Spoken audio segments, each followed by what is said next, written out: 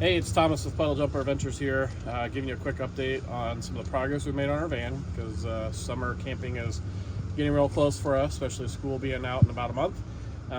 We're putting in E-Track into the back of our Ford Transit, so that way we can remove it, put our bikes in, get to our campsite, take the bikes out, and then put the bed back in. For this project, we're going to need 4 sets of E-Track. We're going to need some M6 bolts. I got the 30 millimeter, get a little bit longer so we got enough grip. I also bought some pop rivets, not just regular rivets, they're a little bit longer, so that way they grip a little bit better or smash up a little bit better inside there. These are metric 6. I did a lot of research, and the punch outs for the Ford Transit are M6 size, so that's why I got that. And then I got this nifty little tool I got it off Temu. But it was like 20 bucks compared to like Amazon, and it looked exactly like the same one off of Amazon and all the other sites. So, and it came with all the stuff that I needed and some rivets too. So we're going to get that installed today. We'll show you what it looks like, and hopefully it goes pretty good.